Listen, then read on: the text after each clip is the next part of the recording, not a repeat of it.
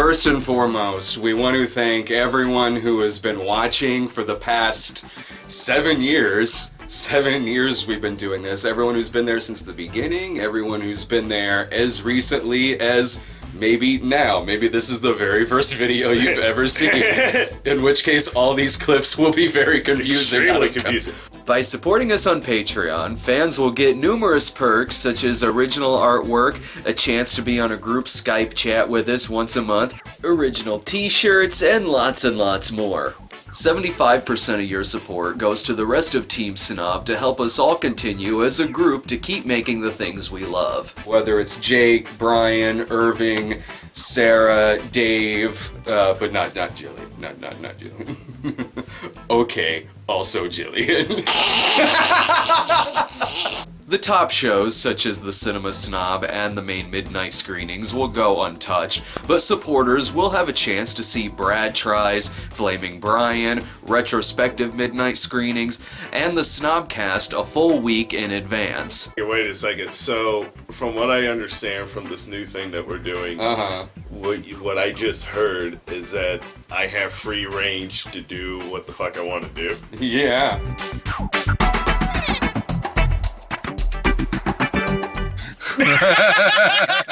It's a good thing I noticed that now. Just hit record. We've been reviewing it for like 10 minutes already. It has not been 10 minutes. I know. It's been like 2 minutes. Oh, all you missed us talking about was, here we are with another 2.5 hour movie, and this movie didn't feel 2.5 hours. Nope, didn't. Okay. No, it didn't. It went by, to sum up really shortly what I just said, it went by really fast. Much like the first few minutes of this review. Yes. It went by very quickly. Fast. When it got towards the end of the movie, I feel so stupid repeating my same fucking joke. Let me just fucking continue with this. I'll continue with this. Alright.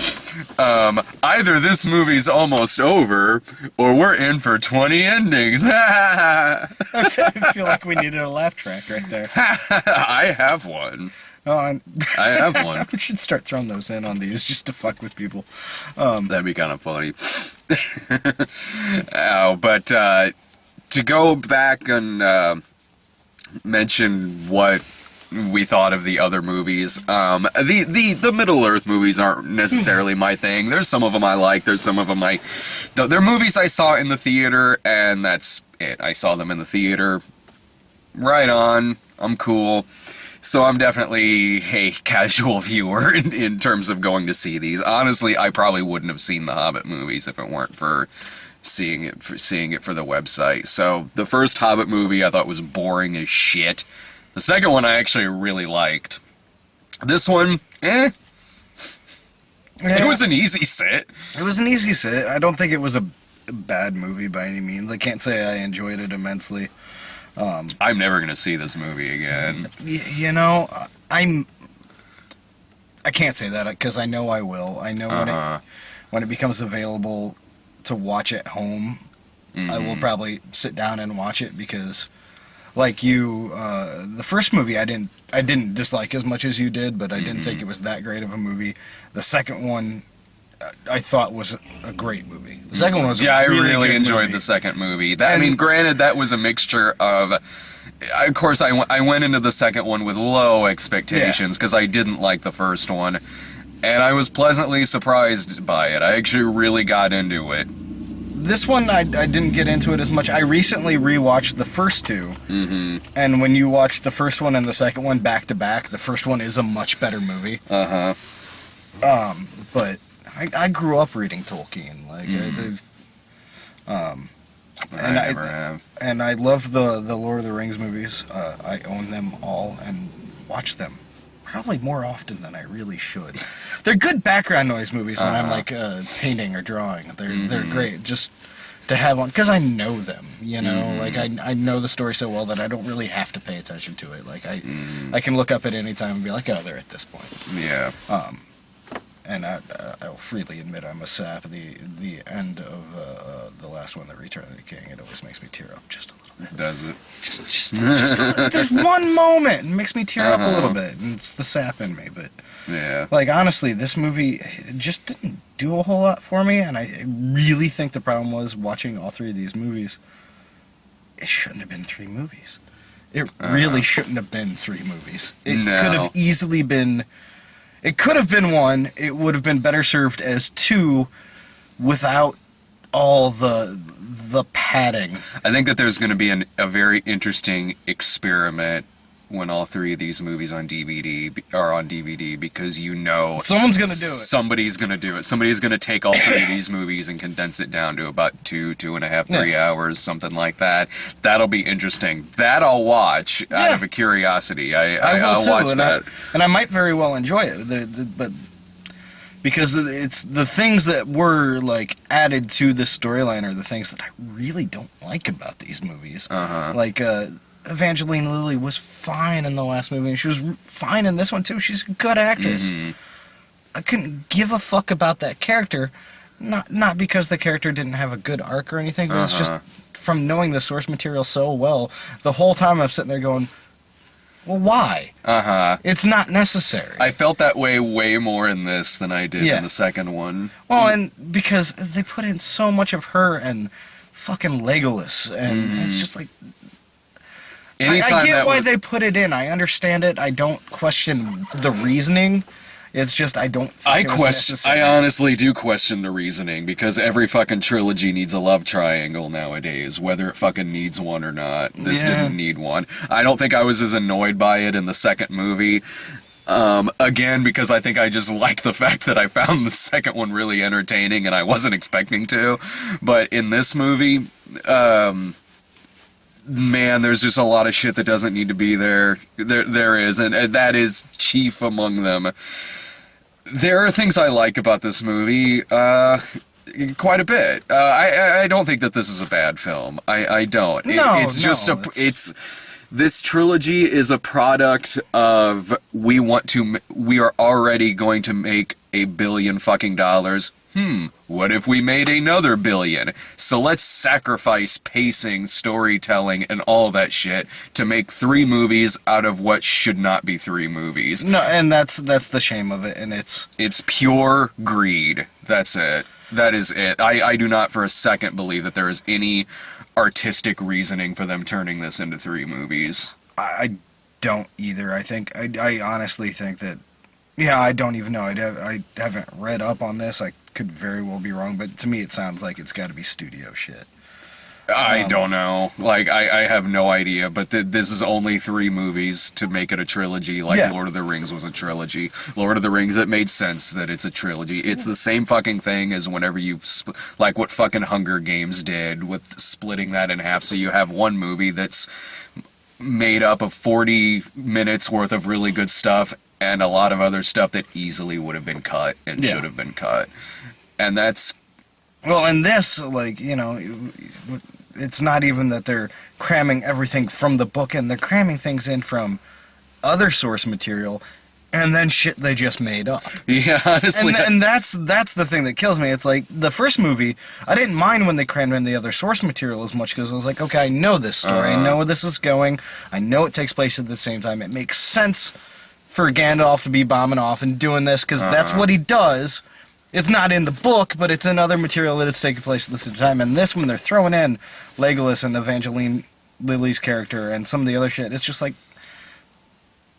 but no, like, this doesn't fit as well, you know? I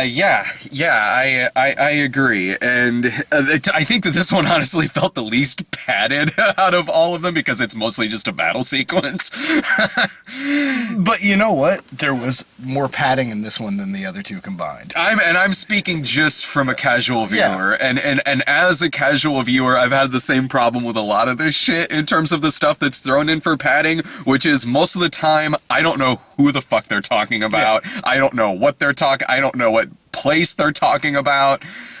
These seem to be, a lot of things in these movies seem to be very, very, very fan-driven movies, to the point to where I think sometimes only certain fans will know what the fuck they're talking about.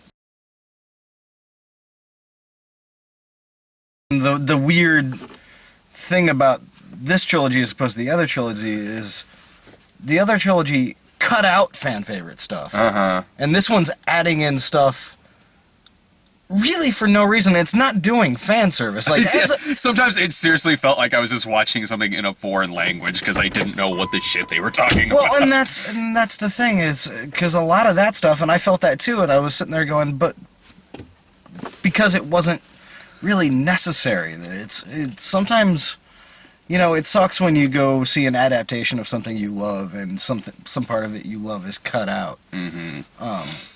But to me, it's worse to go see an adaptation of something you love and they've added a bunch of shit that doesn't fit. Like, that was my only problem with the first of the new Amazing Spider-Man movies. The second one had a lot of problems, but my only main problem with the first one was focusing way too much on Peter Parker's parents. That was a huge problem in the second one, too. It was way more of a problem in the second one. But I'm that's beside the point. So beside the point. I could go on a Spider-Man right now. Oh, I've got reasons to. The Hobbit, Battle of the Five Armies, way better than the Amazing Spider-Man 2. True, and that's the weird thing is I want to be overly critical of this movie because I didn't enjoy it as much as the other two. I have issues with it. I have technical issues with this one. I have technical issues with this movie. Which I can't say I had, and maybe it was just the 3D. Because watching the other two in 2D as opposed to 3D, they look better in 2D than they do in 3D.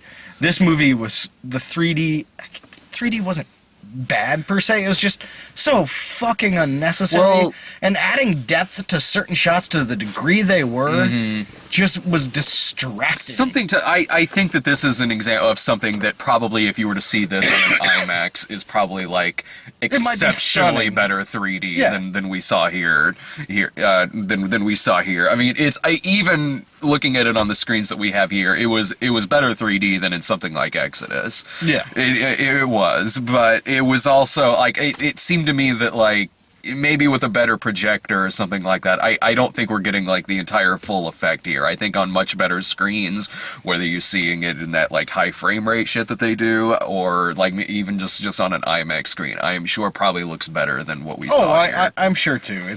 But to me, and I know you're kind of the same way, I'm not a huge fan of 3D unless it's got that ridiculous gimmick. Yeah, me too. You know, like 3D, that's my favorite 3D. Like, I understand 3D, I know it brings in money, and I know a lot of people like it, but I like seeing movies in 2D because, to me, there's some magic in using 2D to make something look larger than life with just 2D. And oftentimes, they look smoother, they look better, they look deeper. And this is often a problem with the projector. This is, but like sometimes, and it's not necessarily it's not like the movie or anything. It's oftentimes you'll have a projector that's just accidentally set too dark. Like when the brightness of it should be set a lot higher. Sometimes it's just accidentally set too dark, and so the result is, with those glasses on, you have a movie that looks too dark. And that was, that was kind of the case here with this, but not to the point to where it wasn't distracting, and it wasn't like a horrible 3D experience like we had with Guardians of the Galaxy, where that was just, that was strictly just the projector. It's just, I think the 3D in this one, though, made some of the CGI, which I didn't care for, really apparent. I did not. I hated the CGI in this movie. I did, too. I thought the other two looks... Like, the stuff with Smog was That awesome. looked fine. That's only the first 5 minutes of this movie. Which... that could have gone on a little longer, in my opinion. It was just so... He's out of the movie before the credits. I know! But, no, one character in particular just fucking ruined that for me. Is they had a dwarf character voiced very obviously by Billy Connolly, I think. Yeah. And the design of the character is everything fine, but they decided to do it all in CG.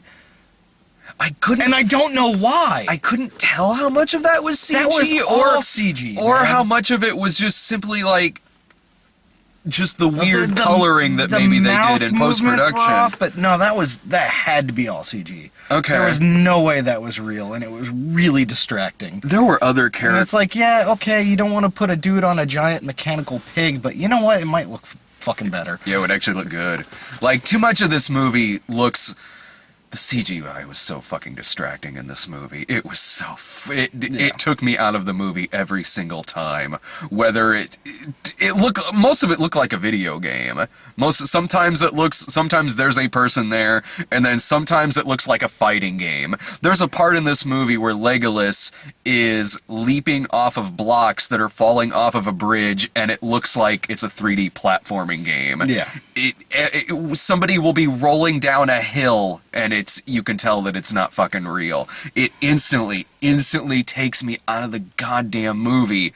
And there's a lot going on here in terms of this battle sequence, which is about 90 fucking minutes. There's so much going on that in like really wide shots, it looked like if you were to freeze frame it, it could be like a 3D Where's Waldo puzzle. Like, I've seen Where's Waldo puzzles that have less stuff going on in them than in certain frames of this. Like, when this movie comes out, pick some wide still shots of this battle and just stick Waldo in there. That would be amazing, because that's what it fucking looks like. It looks like when Waldo goes like back in time and shit like that, or to like other dimensions. It looked like just taking a still shot of one of those books and making it 3D animation. But the scene where Thorin is fighting the villain, The character that made up for these 3 movies. okay, him, Azeroth? Is that what they named him? that looked like a fighting game. That looked like a fighting game. It's even shot in some of the same angles. My God, did that look like a fighting game? And I was never intimidated by that villain because he looks fake. Well, and that's the problem with it, and that's really what I think. I don't know what happened, if it's a budget thing or something, but what I really loved about the first 3 movies, the Lord of the Rings trilogy, was, they used a lot of CG in it. Yeah. But us at the same time, they built so much stuff. Like, and when you watch those movies now, like, when they're doing models and when they're doing CG and when they're doing blue screen, you can see it all. Yeah. I mean, the technology is pretty, that movie's what, 10 years old now, older? Like, you can tell when they're doing these things, and it doesn't always match up in quality, but, like, to me, the intention was so much more pure, and it's so much cooler to see those things. Like, in this, like, you know, they'd throw dudes in heavy, caked-on makeup to make them monsters, and they felt fucking scary because of that. That's and what I this, wanted to this see character here. is just too clean, too like watching a TV where the refresh rate is too fucking high for the room that you're in. That's the feeling of it. Yeah, it's like I want to see just a guy in a bunch of fucking makeup being fucking scary. You know, like. And I don't understand why they couldn't have a guy in makeup doing that part. Doing scary shit. I would have fucking loved that shit. That would be like if. A comparison off the top of my head. I don't even like this movie, but in Legend, I love Legend. I don't even like Legend, but every time Tim Curry's on screen, it's fucking gold. Yeah. Imagine that if that was just this CGI fucking creature on screen. It wouldn't work. Fuck that. There's something. And I'm sure they had a guy there to like model everything and stuff like. But why not a guy in a fucking like makeup and something? Oh yeah. I'd rather have a dude in like a rubber bodysuit.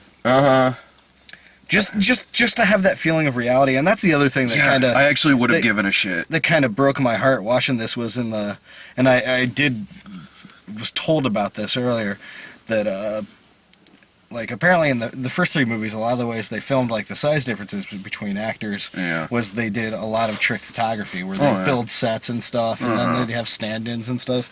And apparently, Ian McKellen showed up on set to make these movies and was expecting the same thing, and showed up and they put him in a green screen room and he just broke down crying. No. Oh man. Those I thought were some of the better effects in the movies. And they were, but it just didn't seem as good as the first 3. I thought they were better. Well, I thought that they were better in that, like, okay, that is actually Ian McKellen, and that is actually Martin. Oh, yeah, Freeman there. yeah. Like, okay, there are two physical beings here. Yeah. Like, yeah, there's post-production work going on, of course, but this guy is here and this guy is here. Okay, I'm looking at something that's physically there. Yeah. And, you know, maybe if I was way more invested into things that were going on, I could easily look past all this stuff. I would still be critical of it, but I maybe wouldn't spend this much time on it, because, like, I like a lot of things where I don't like the CGI in them. No, same here. Yeah. I mean, and especially, I mean, we're at that age now where, like, CGI, when it was first starting, when we were, like, when it first blew up, and we're like, oh, that's cool. But you go back now, those things look like shit. They look like shit. Oh, yeah. But some of that stuff I can still watch if the movie's still good enough. Yeah, and you can forgive things like that if, like, the movie is actually enrapturing enough. Absolutely. And there's things about this movie that I really like. I mean, to go... I can say that, too. Of all the physical actors on screen, I don't think anybody did a poor job. I think Martin Freeman was charming as fuck. He was great. He was fantastic in the movie. If I have one more complaint about, like, a lot of the effects, I guess, and stuff like that, is a lot of times in the battle sequences I couldn't tell who was fighting who. Yeah, like, it wasn't that got shaky cam. It was just weird low angles. It was very, like you said, it was kind of video game angles. It was exactly what it looked like. But Thorin is fantastic in this. Like, when he is on screen, the movie works. When he is acting opposite Martin Freeman or anyone else, the movie completely works, because he totally has an arc in this movie. He spends most of the movie being a real son of a bitch, and he's great at it.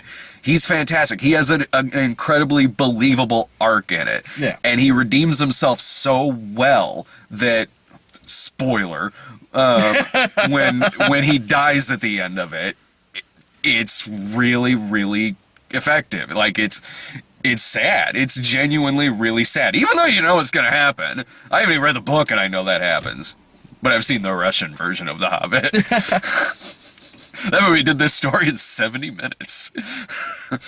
So when he dies at the end, that was a really damn good scene. Like, it was a really good emotional fucking moment. All of his scenes, I loved it, and also the movie does have a good sense of humor. It does. There's stuff that happens in the battle sequence that, yeah, towards the end of the battle, because it's long. Towards the end of the battle, I was kind of zoning out a little bit, but there are stuff thrown in there, like some slapstick comedy, some stuff with beasts falling on like 12 different people, a lot of decapitations, little moments, like charming moments, like you said, that Martin Freeman has, like little one-liners and stuff. That shit works, and it's funny. Works. The one bit of comic relief that didn't work was the comic relief character. You know, I actually liked him. Don't think the actor was bad. I think they just focused on that character way too fucking much for this movie. You're talking about the Curtis Armstrong looking dude? Yeah. I can't remember his name. Like, the dude was fine. Like, and the beats weren't in the wrong places or anything. It's just, they spent too much time on that character. I honestly didn't mind that, because I don't know. It certainly gave something to cut away to and lighten the mood a little bit, I guess, without feeling really out of place. And I don't know, some of his antics I found funny, whether it was him dressing up like a woman to get out of there, or like stuffing gold in his like corset and shit like that. The guy in front of us really liked that. The guy in front of us loved that. The guy in front of us, like, when Luke Evans is like, your slip is showing, the guy in front of us goes, ha!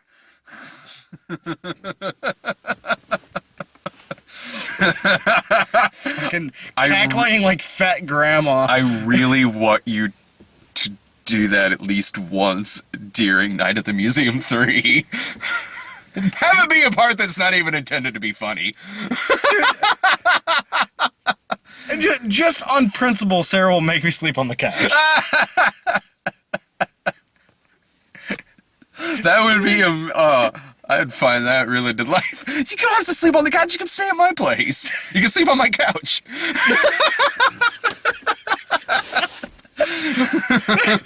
God damn it! I think I still have a bed there, don't I? Oh yeah, that's still upstairs. That's still upstairs. I set my laptop on it when I'm doing a snob video. Yeah. Well, the guy who we saw the movie with really liked that part of it, and the guy, I don't know. I kind of found his antics. I never knew if the guy actually was gonna like grow us a pair every now and then, or if he was just gonna continue being cowardly. Yeah. But I mean, it's a comic relief. I mean, that's completely subjective. I get it if someone really doesn't like that. I get it if someone does. It's just I didn't care for it. It's just like this whole movie, like objectively, I can't say it's a bad movie. I don't think it was a bad movie. I think it was a fine movie. I just personally, of the three, I think it's the weakest, and I can't wait for someone to do an edit or for there to be something to where like cut it down and you know, if fit all three of these movies into 4 hours. I could do a 4-hour sit. You know, like give me the choicest things, make it flow right, and I think the material's there to do it. It's just I agree with that. Yeah. Somebody will, and I will totally give them a watch just out of sheer curiosity. I'm not gonna see these movies again. I'm not like. It's like what I said in the review for the second one. I was like, yeah, this is a really good movie, but you know what? I'll sacrifice that for these movies actually having pace, for these movies actually having less padding. Like, you shouldn't have to sit through so much shit to get to something that you like. And that's the thing. It's that the pacing problem comes with breaking one book up into 3 parts. Yeah. And adding shit to it. Because I know you don't care for the original Lord of the Rings trilogy. Well, I mean, it's not. But at least each of those movies has its own pace. Oh, totally. I mean, like there is a beginning, middle, and kind of an end to each of those movies. Yeah. And it's not that it's totally not that I think those movies are not bad at all. Those movies are fine. Not your bag. It's simply just not my cup of tea. And there's fantasy movies I like. Willow, Excalibur, shit like that. I mean, yeah, there are. Those didn't have enough for me in them to really gravitate towards. With that being said, objectively, they're absolutely fine movies. I would recommend those more than I would this movie or this particular trilogy. I would. No matter how much I like, Martin Freeman's great. Thorin's fantastic. There's good chemistry among the actors. There's little moments in here that really work, whether it's like Gandalf like cleaning his pipe after the battle. Yeah. That was a good funny light moment in the movie. But I'm glad this is over. Me too. Honestly, I am. And I'm if glad nothing it's over. else, the real reason I'm really happy this trilogy is over is I want Peter Jackson to do something else. Oh my god, me too. Because I liked the Lord of the Rings movies, and when Peter Jackson was announced as the dude making them, I was really excited because I loved Peter Jackson's movies. Yeah. And I want him to make more movies outside of this. I want him to get his fucking sense of humor back and do something warped. Yeah, like, I mean, he puts where he can, he puts a sense of humor in these movies, but if he goes back and does something else, like whether we're talking about Bad Taste, Meet the Feebles. Yeah, I would love to see him like just for shits and giggles, because he doesn't have to. I would love for him to make another low-budget movie. Me too. Just to do it. Oh yeah, I was thinking that while I was watching this movie. I was thinking that while watching any of these movies, to be honest. Like, I can't wait until this is done, so maybe he can do something else. Oh, and I think that was my main, like, because after the Lord of the Rings trilogies, between the 2 trilogies, he did 2 movies. Yeah, Lovely Bones. Lovely Bones, which was gorgeous, but boring as fuck. And he did King Kong, which I might be one of the few people that I absolutely fucking love that movie. I liked King Kong. Didn't need to be 3 hours, but I liked it. No, didn't need to be 3 hours, but I there's a lot of people that hate that movie. Oh, yeah. And Mm-hmm. I even liked the 76 one Yeah. with Jeff Bridges. I loved the King Kong, Peter Jackson's King Kong. It was such. It was a dude throwing out a love letter to the movies he grew up with. Someone's like, here's a couple $100 million. Make this shit. Yeah. I enjoyed it. That movie, like, boy, that movie did tug at my heartstrings quite a bit. Like, when you know how that movie ends and, like, there's scenes of them looking at the sunset and, like, playing on the ice and shit. Fuck, man. No, I mean, granted, I only saw it when it was out in theaters, but that's typically the case with most of the stuff I see anymore. But no, I'm with you on that. I like that movie. Would you recommend this at all? You know what? If you've seen the other two and you like the other two and you're a Lord of the Rings person, yeah, absolutely go see it. There's no reason. I can't say don't go see it. If it's not your thing, if you're not predisposed to it, wait for video. Because like I said, I watched the first two back-to-back recently, and I thought they were stronger together than they were separately. Mm-hmm. And I think maybe this will be the case. Well, the second one too was really strong in that one, I went into the second one with low expectations.